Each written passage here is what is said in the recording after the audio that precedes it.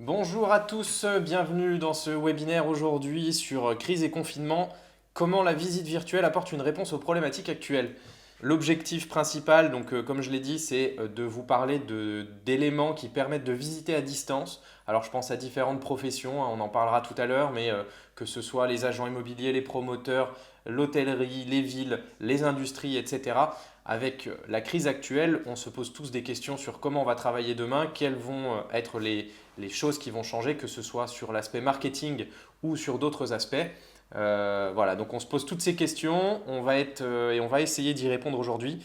Alors c'est la première fois qu'on fait un webinaire en home office, donc c'est vrai que bon, le cadre est un peu différent de ce qu'on a l'habitude de voir quand on est dans nos locaux. Je n'ai pas Robin qui va être derrière, mais aujourd'hui j'ai mis à contribution la famille pour m'aider à lancer ce webinaire, donc c'est fait de manière assez rustique, mais en tout cas l'objectif c'est que le contenu soit là et que le contenu puisse répondre à vos questions, qu'on vous aide à trouver des solutions à toutes ces problématiques de crise. Je vais commencer. J'ai juste que vous compreniez mon ordinateur avec une présentation avec différents éléments. On a ces slides qui seront à votre disposition sur demande, bien entendu. Si vous nous faites la demande en commentaire ou par mail, vous avez reçu une newsletter pour vous inviter à ce webinaire. On vous envoie la présentation avec tous les éléments dont je vais parler aujourd'hui. Il faut savoir que ce que je vais dire et le sujet qui est abordé, c'est en principal, la principale information, ça va être des réponses à des questions qu'on nous a posées, que ce soit des clients, que ce soit des prospects ou des partenaires, sur leurs outils marketing, visite virtuelle, réalité virtuelle, etc. Alors pour commencer simplement, pour ceux qui ne nous connaissent pas, puisqu'on fait régulièrement des webinaires, donc j'imagine qu'il y a quand même une base de personnes connectées qui sont des gens qu'on a l'habitude de voir, le groupe VIP 360, c'est un groupe qui est principalement axé sur la réalité virtuelle, la visite 360, donc tous les nouveaux médias immersifs. On est spécialisé donc dans le marketing digital et on a une méthode de déploiement un peu spécifique qui est la méthode de déploiement sous forme de réseau de franchise. L'avantage, c'est que ça veut dire que carrément dans tous les endroits de la France, vous avez un franchisé de chez nous qui est en capacité de venir vous accompagner sur cette transition digitale au travers de nos outils dont je vais parler juste après. On a une quarantaine de zones couvertes aujourd'hui, France, Suisse, et on salue aussi les DOM-TOM bien entendu. Ce groupe a été créé en 2012 avec une forte ascension depuis 2014 grâce au réseau de franchise qui nous a permis vraiment de pouvoir déployer au niveau national et régional. Moi, Kevin Soler, donc je suis le fondateur de ce groupe, ancien directeur marketing de chez Google en Australie sur toute la branche contenu SEO. Donc le SEO, c'est le référencement naturel. Donc je m'occupais de cette branche-là à Sydney. Donc c'est un sujet aussi qui me passionne bien entendu et qui très souvent va avoir des liaisons avec notre métier sur la visite virtuelle, puisqu'aujourd'hui le nerf de la guerre c'est d'être présent sur le web, d'être visible, d'être très visible, et une fois qu'on est visible, de faire convertir les prospects, c'est-à-dire de les emmener jusqu'à l'action d'achat. Donc voilà pour la question de qui on est. Je pense que ça légitime un petit peu l'idée de cette conférence. Sachez aussi que nous faisons une conférence tous les jeudis à 11 heures. Donc là, c'est prévu pour toutes les semaines qui viennent. On est confiné chez nous, donc l'objectif c'est de vous emmener des informations, alors que ça vous donne des idées sur votre communication, que ça vous donne des bonnes pratiques qui vous permettent aussi de mettre des choses en place si vous avez déjà certains éléments, ou en tout cas de voir, de vérifier, etc. Je tiens aussi à vous donner l'information. On a aujourd'hui, dans le cadre de la crise, donné la capacité, la possibilité à tout le réseau de franchises et des franchisés de faire des audits gratuits. Donc si vous avez des questions sur votre visibilité web, votre site internet, vos outils digitaux, sachez que vous pouvez contacter l'un de nos franchisés ou nous-mêmes en direct via notre site internet vip-studio360.fr, directement sur mon LinkedIn, sinon vous me contactez sur Kevin Solaire et on réalise des audits gratuits sur votre visibilité web en vous disant ce qui est bien, ce qui n'est pas bien, ce qui pêche et qu'est-ce qu'on pourrait vous préconiser de mettre en place comme action pour être plus visible et du coup de continuer de vendre.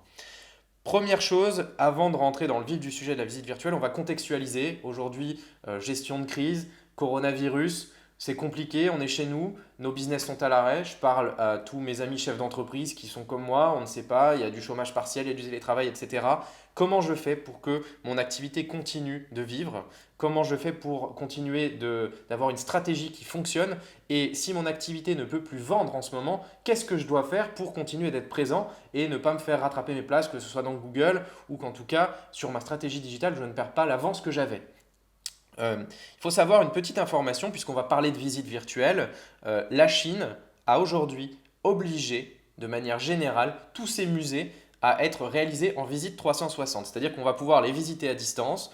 Alors, il y a deux cas de figure, hein. Soit on va avoir un fee à payer, un coût à payer en ligne pour pouvoir visiter ce musée-là, soit ils vont le mettre à disposition sous forme de ce qu'on appelle le freemium, c'est-à-dire qu'on a une partie gratuite qui nous donne envie de nous déplacer pour aller voir le musée de manière générale physiquement.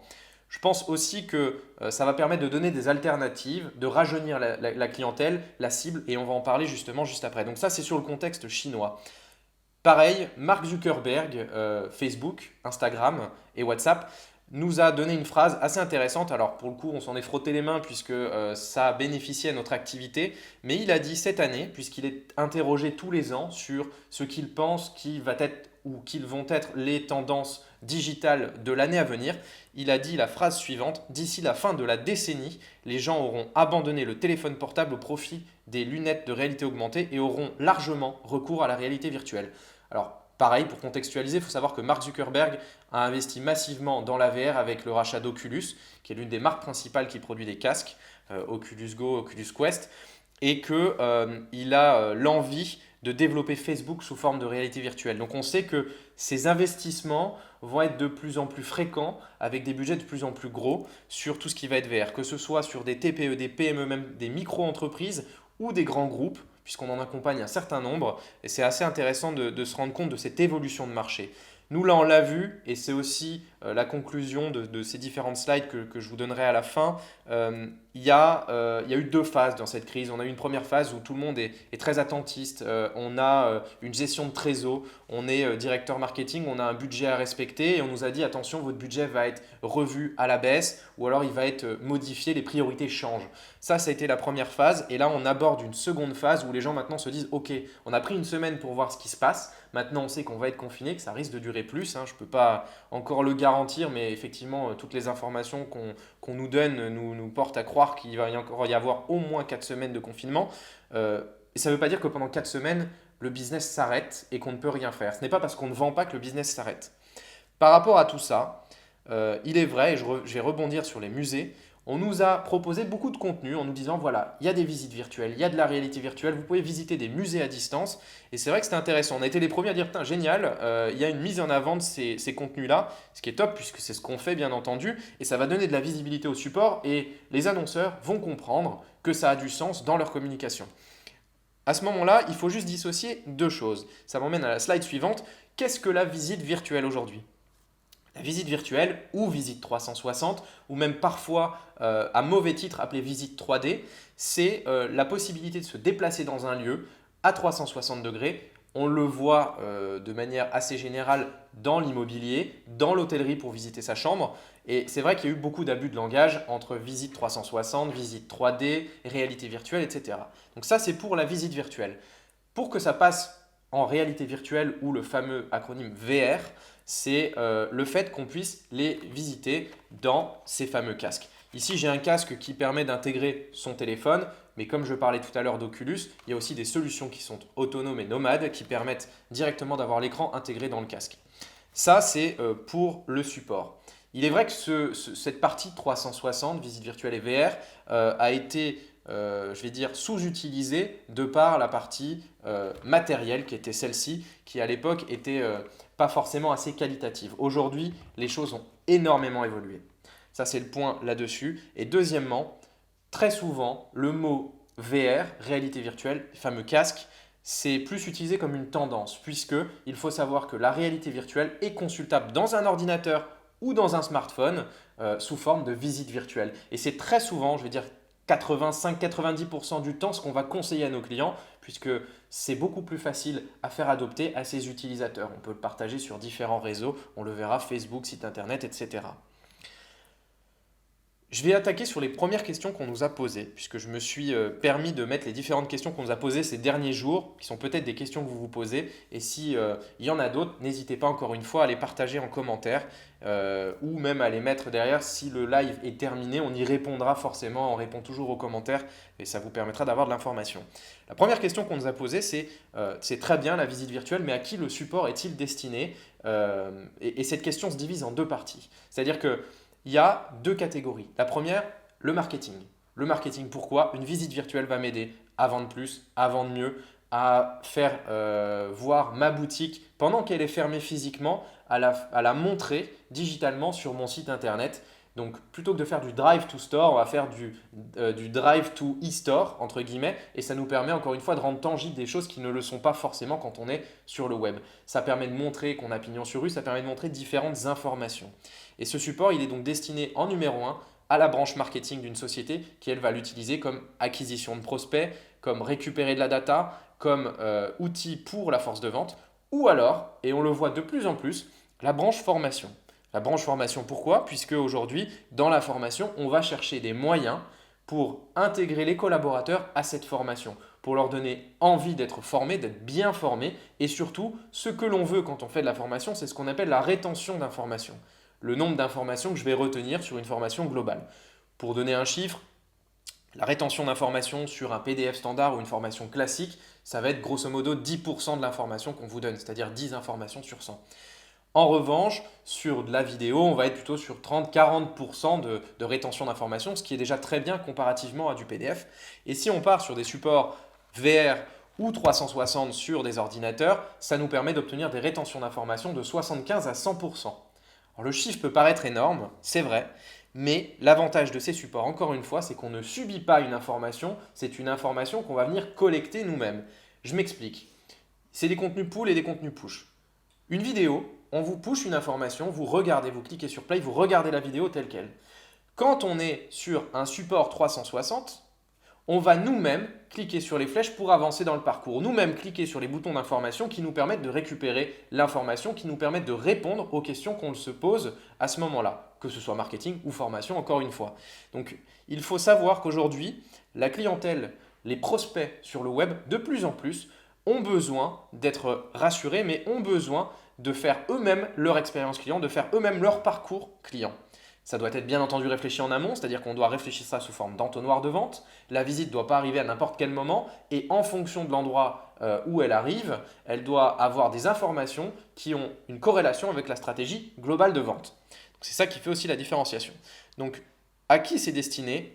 Soit aux branches marketing, soit aux branches formation. Et après, si on redivise cette question sur la cible finale, ça s'adresse absolument à tout le monde. Et je ne vais pas spoiler la question que j'ai un peu plus loin, qui me demande si effectivement ça s'adresse aussi aux jeunes. On reviendra dessus tout à l'heure, mais c'est une question qui est très intéressante.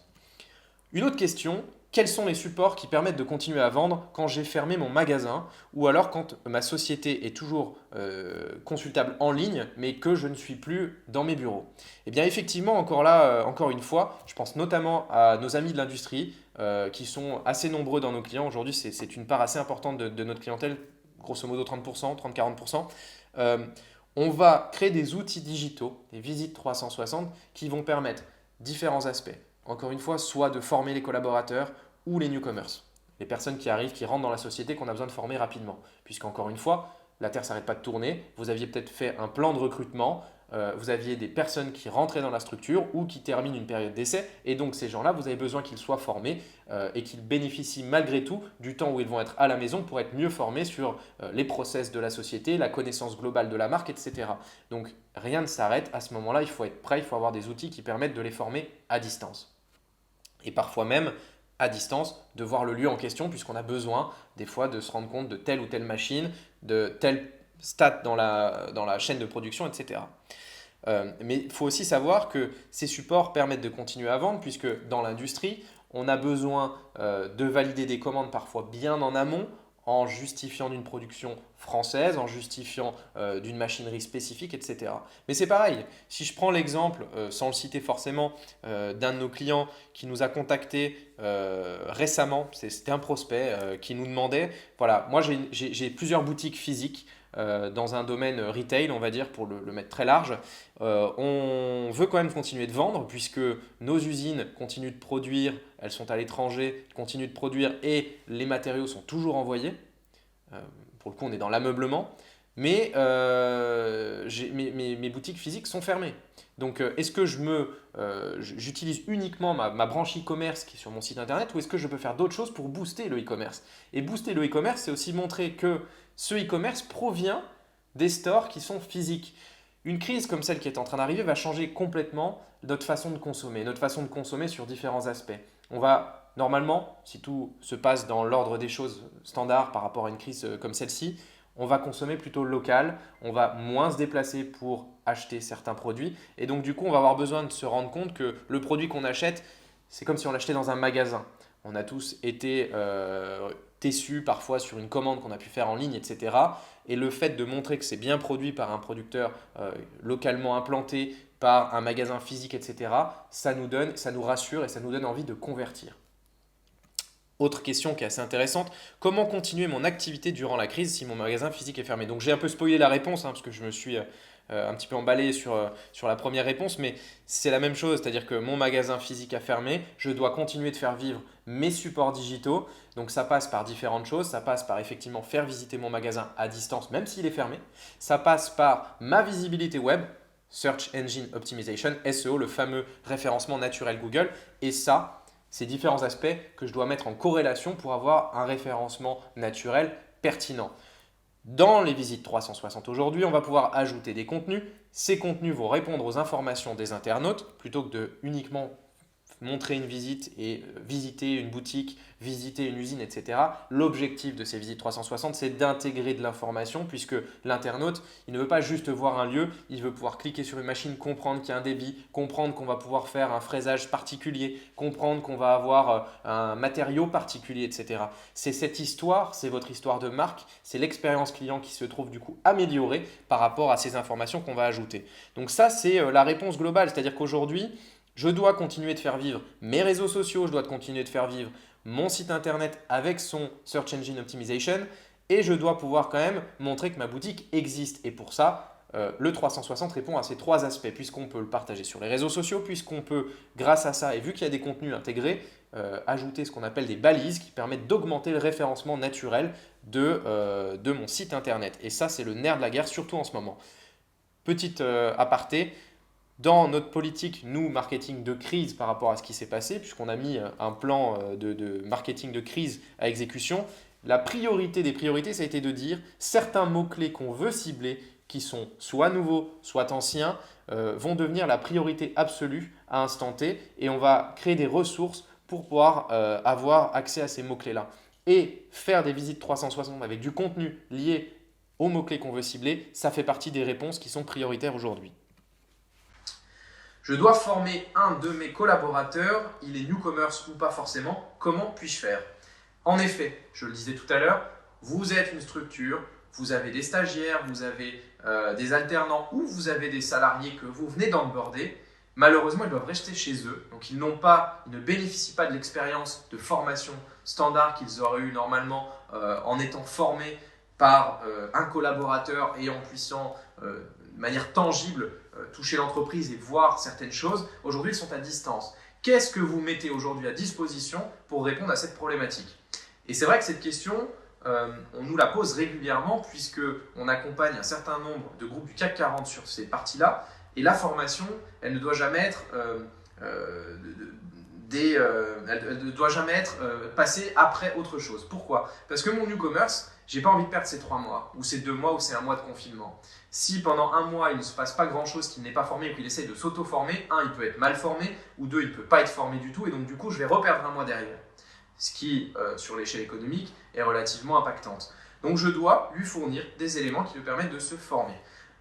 Encore une fois, que ce soit dans ces fameux casques, ou que ce soit sur un ordinateur, ou sur un mobile ou sur une tablette, puisque l'objectif c'est qu'encore une fois, ce soit multi-support et qu'on puisse consulter ces éléments-là partout, on va mettre en place des visites de société à 360 qui nous permettent de cliquer, de comprendre. Je dois avoir mon badge pour m'inscrire à l'entrée, je dois ensuite mettre des surchaussures si je suis dans l'industrie par exemple.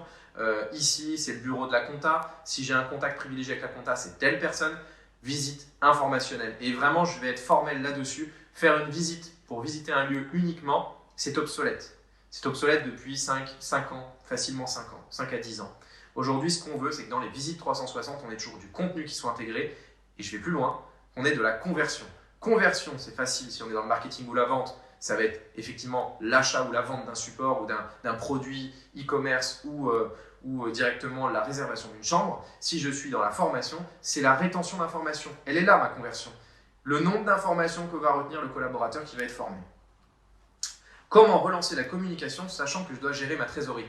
Alors là, cette question, on se la pose tous en ce moment. On ne sait pas combien de temps on va être confiné, on sait que ça va durer un certain temps. Donc on a tous une gestion de trésorerie qui est, je vais dire, poussée à l'extrême, plus que d'habitude, bien que d'habitude ce soit déjà notre priorité à tous. Et là, les grands groupes encore plus. C'est-à-dire que il y a des budgets qui avaient été votés sur du marketing ou de la formation, qui aujourd'hui sont revus à la baisse. Comment je gère mon budget, comment je gère ma trésorerie? Et pour ça, il y a différentes possibilités. En un, déjà, c'est d'axer votre communication autour uniquement de sujets qui vont pouvoir vous amener un retour sur investissement rapide. Et ça, c'est très important. On était déjà dans l'ère où effectivement on monitore, on regarde les statistiques de tout ce qu'on va vendre ou mettre en place en termes d'opérations marketing, bien qu'avant ce ne soit pas forcément le cas puisqu'on faisait des publicités, télé, radio, etc. sans vraiment savoir. On connaissait le reach, mais on ne connaissait pas le retour sur investissement. Donc le reach, c'est le nombre de personnes touchées. Aujourd'hui, le retour sur investissement, c'est la base. C'est-à-dire que nous, la première chose qu'on nous demande sur un projet, c'est je veux faire ça, j'ai tel budget, j'ai ça, quel retour sur investissement dois-je attendre de cette opération? Et en général, on l'a défini avec nos clients, puisque c'est très important de savoir quand je vais monter une opération, sous combien de temps et quel retour sur investissement je peux en attendre et vais-je capitaliser sur l'opération que je vais mettre en place. La trésorerie, comme je le disais, c'est pouvoir gérer à l'instant T une communication qui me rapporte très rapidement ce que j'ai pu investir, comme ça ma trésorerie, elle est juste sur une petite période impactée. Ça, c'est le premier point. Le deuxième point, je ne vais pas rester longtemps sur ce sujet puisque c'est la thématique d'un de nos prochains webinaires, c'est le leasing. Aujourd'hui, et je parle pour notre société aujourd'hui, mais on a cette compétence et cette capacité de mensualiser les coûts de la communication. C'est-à-dire qu'une visite 360, VR, etc., si je donne un coût simple qui me coûterait 1 500 €, elle va peut-être me coûter 39 € par mois. C'est ce qui va me permettre, effectivement, pendant ou après la crise, quand j'ai une trésorerie qui sera à un niveau relativement faible en général, puisqu'on a fait tout ce qu'on a pu pour en garder et qu'il nous en reste moins forcément, je vais quand même devoir réinvestir dans mon marketing pour booster mon activité. Et il faut qu'à ce moment-là, ça n'impacte pas trop ma trésorerie non plus, puisque je suis regardant là-dessus et je préfère prendre des mesures préventives. Mais effectivement, le fait de lisser ça sur un leasing, ça permet de pouvoir faire des opérations d'envergure pour moindre coût. Et effectivement, la plupart du temps, on met en place des opérations où les 2 premières mensualités sont intégrées dans un plan global et que nos clients ne les payent même pas. Ce qui leur permet vraiment, au bout des 2 mois, ils ont déjà atteint le ROI, donc c'est très bien, ils n'ont pas sorti un centime, ils ont déjà un retour sur investissement et ça, c'est vraiment la clé. On en parlera dans le prochain webinaire, mais vous verrez que c'est très important. Quid du coup du budget et du délai? Alors, le budget pour une opération VR et 360, c'est une question très complexe, puisqu'aujourd'hui, elle va dépendre de l'opération qu'on va mettre en place. On sait mettre des opérations en place pour 1 000 € comme des opérations pour 10 000 ou pour 100 000 €. Tout cela va dépendre de, la taille de l'opération que j'ai envie de mettre en place, le retour sur investissement que j'en attends et du coup, mes fameux KPI. Mes KPI, c'est quoi? C'est les objectifs que je me suis fixés, les chiffres, la matrix, sur le nombre de personnes que je veux toucher, sur le retour sur investissement en argent que je veux avoir, sur l'amélioration de mon référencement naturel que je vais avoir en mettant en place cette opération, etc. Donc le budget va dépendre de ces choses-là. Sachez une chose, c'est qu'aujourd'hui, en tout cas pour notre part, quand on travaille sur un projet avec un client, on va le travailler dans le sens inverse. C'est-à-dire qu'on va lui dire aujourd'hui quelle est votre trésorerie ou en tout cas votre investissement disponible à instant T pour lancer une opération, sous quel délai voulez-vous la réaliser et quelle est la thématique et l'objectif principal. On commence par l'objectif principal, on y répond, ok, par exemple, c'est faire venir plus de monde dans ma boutique physique juste après la crise parce que j'ai besoin de compenser le retard que j'ai pris. Très bien, j'ai compris. Ensuite, j'ai un budget de X et ma deadline, c'est ASAP, au plus vite possible, puisque la crise, le confinement vient de s'arrêter, je veux que mon activité redémarre vite, j'ai besoin de faire rentrer de l'argent et de reprendre mon personnel le plus vite possible. Effectivement, donc nous on va mettre ces 3 paramètres-là en corrélation et on va créer la solution, ou en tout cas suggérer la solution la plus pertinente par rapport à cette demande-là. Donc on travaille vraiment dans ce sens-là. Il ne faut pas aujourd'hui avoir peur de dire je mets X euros, c'est un petit budget, peu importe. Aujourd'hui, je pense qu'il n'y a pas forcément de petit budget. Ce qu'il faut comprendre, c'est qu'on n'est pas sur une notion de coût, mais vraiment sur une notion d'investissement. Ce produit-là a vraiment vocation à faire grossir votre ROI rapidement et derrière à gagner de l'argent. Et en termes de délai, effectivement, puisque j'ai un petit peu squeezé la question, ça peut se mettre en place très vite, puisqu'aujourd'hui, ça nécessite simplement d'aller shooter le lieu physique ou alors de le faire en 3D, puisqu'on travaille beaucoup dans la promotion immobilière, avec certains clients comme Vinci, Eiffage, etc. Donc si ça n'existe pas, si le lieu n'existe pas, on peut le créer en 3D, avec aujourd'hui des packages sur la partie argent relativement intéressant. Et si ça existe, on vient, on shoot, on met ça en place, et de manière assez rapide, puisqu'il faut compter 1 à 2 semaines en fonction de l'envergure du projet pour que ce soit mis en place, livré, installé sur votre site internet. Question qui nous a été posée, encore une fois, cette fois-ci dans le domaine du retail, on nous avait demandé ça. Il est préférable de mettre en place ces solutions pendant ou après la crise? C'est vrai que c'est une question qui, je pense, doit se poser pour vous-même. C'est-à-dire que ça peut être mis avant, pendant ou après. Avant, on est déjà passé, donc ça ne sert à rien de répondre à cette question. Pendant, pourquoi? Parce que effectivement, votre commerce physique ou votre usine a peut-être fermé, mais le business ne s'arrête pas pour autant. Et même s'il est gelé pendant un instant T, il faut quand même continuer, comme je le disais, de gagner vos positions en SEO, de pouvoir avoir des outils s'il y a des prospects qui vous demandent des devis pour répondre, de pouvoir continuer de faire des présentations. N'oublions pas que les gens ont de plus en plus de temps en ce moment d'être chez eux, d'écouter des webinaires comme celui-ci, de répondre sur LinkedIn et après d'avoir lieu à des démonstrations qu'on va leur faire sur qui on est, ce qu'on fait, etc. Donc la visite 360 répond entièrement à ce besoin. Pendant, donc du coup c'est une bonne réponse, ça marche pendant, puisqu'effectivement le business ne s'arrête jamais. Après, ça marche aussi puisque une fois qu'on sort du confinement, on a besoin de faire du drive to store, de ramener des gens chez nous. Il y aura quand même une certaine peur, je vais dire globale, où les gens vont se dire j'ai pas forcément envie de me déplacer pour aller acheter ça ou ça, puisque avec ce qui s'est passé, j'ai quand même peur d'être encore contaminé. Donc par rapport à ça, on va devoir pallier à ces éléments en attirant les prospects avec des outils qui leur donnent envie de venir, qui les rassurent et où ils comprennent qu'il y a une valeur ajoutée à se déplacer en magasin. Ça, c'est très important. Donc, après la crise, ça marche aussi, bien entendu. Est-ce que l'outil ne cible que les jeunes? C'est vrai que ça revient régulièrement, assez étonnamment. On nous dit, vous savez, les casques, les fameux supports 360, les mobiles, les tablettes, ça s'adresse qu'aux jeunes. Moi, c'est mes enfants qui utilisent ces supports-là. C'est pas tout à fait vrai. Et c'est vrai que c'est une question que je pose souvent quand je donne des conférences. L'âge moyen sur Facebook aujourd'hui, il est passé au-delà de 45 ans. Or, il y a encore quelques années, c'était une génération qui avait plutôt entre 20 et 30 ans. Et avant ça, c'était encore plus jeune. Donc, il y a des mœurs qui évoluent, il y a des choses qui changent. Et de plus en plus, ces personnes-là, les personnes plus âgées que les jeunes, vont avoir recours à ces usages-là. Je vous donne un exemple tout bête. La réservation d'une chambre d'hôtel qui va être faite dans le cadre d'un couple. Admettons qu'ils ont entre 45 et 65 ans. Quand on va sélectionner la chambre, si c'est le mari qui veut faire plaisir à sa femme et qu'il veut lui donner le choix entre les différentes catégories de chambres, c'est aussi un support qui va permettre de rassembler le couple à ce moment-là et de dire « Regarde chérie, j'ai trouvé un hôtel, voilà les 2 chambres qu'on nous propose, laquelle tu préfères ?» Et c'est là que c'est important puisqu'on va donner en fait des billes à nos usagers en leur donnant un support qui leur permet de prendre une décision d'achat entre plusieurs prestations. Et on se rend compte d'ailleurs à ce titre, et très souvent sur une catégorie d'âge moyen plus âgée, qu'on va faire de l'upselling, c'est-à-dire que la catégorie de personnes va acheter des chambres plus chères par rapport à ça. Autre question, si je suis dans le retail, e-commerce ou commerce physique, y a-t-il une obsolescence rapide du shooting ou de l'outil que vous avez mis en place? Et ça, c'est pareil, c'est une très bonne question, puisqu'on se dit, admettons, je suis un magasin de décoration, mes produits changent tous les 6 mois. Comment je vais faire? Puisque vous venez, vous allez shooter notre boutique, dans 6 mois, ça va changer, qu'est-ce qu'on va faire? Alors, il faut savoir une chose, c'est que quand on fonctionne, très souvent d'ailleurs sur ces produits-là, sous forme de leasing, on va déjà intégrer dans le coût global mensualisé de la prestation qu'on revienne plusieurs fois dans l'année pour shooter l'évolution des catégories. Ça, c'est la première réponse, c'est une possibilité. La deuxième réponse, c'est que parfois, dans une visite 360, on ne va pas forcément valoriser le produit en tant que tel, mais on va valoriser l'image de marque, la société, la qualité des produits, mais pas le produit en tant que tel. C'est-à-dire que si le produit change, évolue, c'est pas forcément ça qu'on va mettre en avant, mais c'est plutôt effectivement la rapidité de service, le conseil, la qualité du conseil, la rapidité de livraison, la qualité des matériaux utilisés, peu importe le produit. Donc si le produit change, ce n'est pas forcément l'objectif principal de cet usage-là.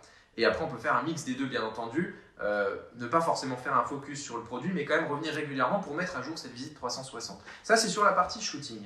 Après, il faut savoir que au-delà de la partie shooting, toutes les informations, ces fameux points I, et on mettra dans le PDF, pour ceux qui le souhaitent, différents exemples de 360, retail, commerce, industrie, etc., pour que vous puissiez vous rendre compte un petit peu de ce que ça va donner esthétiquement. On a la capacité, toutes les informations, de donner l'accès via un back-office à nos clients qui leur permettent eux-mêmes de modifier ces contenus. Je m'explique. Je suis un hôtel, je fais visiter à 360 degrés mon hôtel-restaurant, j'ai les différentes catégories de chambres, je vais valoriser l'espace spa et le fitness, peut-être les salles de séminaire, puisqu'effectivement c'est un gros sujet aussi, et le ROI est très rapide dans ces secteurs d'activité. Et derrière, ce que je vais faire, c'est que dans mon restaurant, j'ai ma carte de restaurant et ma carte de bar qui sont intégrées. On imagine forcément que ces cartes vont changer régulièrement, et l'objectif, c'est pas que notre client soit dépendant de nous, qui nous appelle régulièrement en demandant de changer la carte, puisque de temps en temps, il va oublier. 2, ça va être compliqué. Nous aussi, on a beaucoup de travail et c'est pas forcément la demande qu'on va traiter en priorité. Donc, on va lui donner la capacité lui-même d'être autonome sur ce sujet via un back-office, de faire du drag and drop, cliquer sur OK et son menu du jour est remis directement à jour dans son 360. Donc, il n'y a pas d'obsolescence de ce produit-là, ni sur la partie shooting, comme on le disait dans la question précédente, ni sur la partie information intégrée.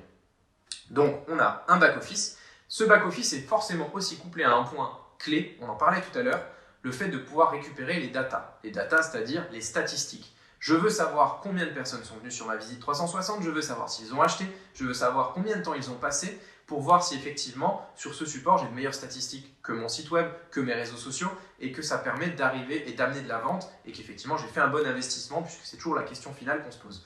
Alors ça, effectivement, on a accès à un back-office, et nous, dans la prestation, le back-office, les statistiques, 3 fois dans l'année, on a un rendez-vous avec nos clients, physique ou téléphonique, en fonction du cas, qui nous permet de lui dire, voilà, il s'est passé telle chose, il y a eu ça, ça c'est bien, ça c'est pas bien, voilà les préconisations qu'on vous fait dans les usages. Bien entendu, c'est intégré dans la prestation, ça ne coûte rien. Par exemple, on va vous dire, avez-vous pensé à le mettre en newsletter? Puisque c'est une question très importante. On oublie parfois que ce support, on peut l'utiliser aussi sur d'autres aspects. Un SMS, puisque c'est un lien, une newsletter, puisque c'est un lien, sur mes réseaux sociaux, puisque c'est un lien et que ça permet d'engager, encore une fois, la communauté, sur mon site web, ça c'est la logique. Voilà, on a une multiplicité de supports sur lesquels on peut intégrer ce support, et ça c'est très important. Donc, je vais pouvoir l'intégrer partout, et via ce que je vais donner moi comme information au travers de ces statistiques, mon client va savoir comment réorienter sa communication par rapport à tout ça, encore une fois dans une mesure de ROI et d'optimisation de son ROI. Quand on va créer un support tel quel, bien entendu, on a la fameuse question initiale de savoir quel est le persona, et je le rappelle pour ceux qui ne le savent pas, un persona, c'est votre client type.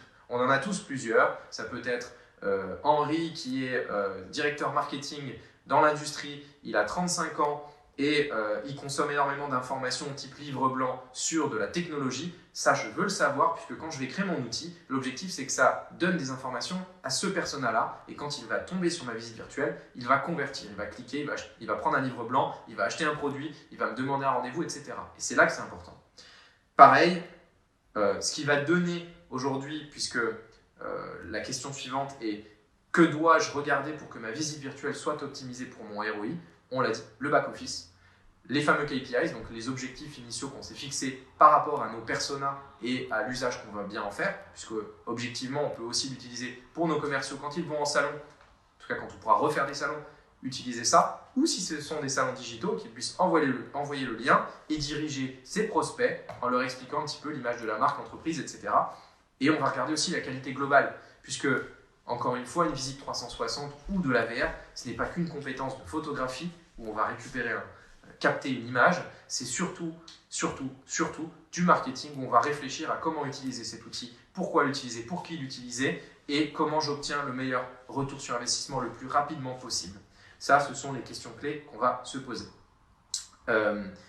J'en ai fini pour cette présentation, parce que je pense que l'objectif, c'est pas de faire des webinaires qui vont durer 1 heure. Je voulais voir est-ce qu'on a des questions éventuellement. Si on n'a pas de questions, je vous invite vraiment à les poser après dans le chat, puisque effectivement, même si c'est en replay ou avec un petit peu de retard, on va y répondre de manière écrite. Sinon, sachez que voilà, l'objectif des webinaires qu'on va faire tous les jeudis, c'est vraiment de vous donner de l'information, du contenu, et ce contenu va vous servir pour créer un plan de crise, ou en tout cas, si vous l'avez déjà, d'agrémenter ce plan de crise pendant ou après, avec des solutions innovantes qui vont vous permettre de récupérer votre positionnement de leader sur votre marché. Ça, c'est très important. Toute la présentation sera disponible en ligne. Robin s'occupera de l'envoyer au marketing et ces supports-là seront dispo pour ceux qui nous envoient soit un mail, soit répondez en commentaire ici. Sinon, on vous retrouve jeudi prochain à 11 h. Merci à tous et à très vite.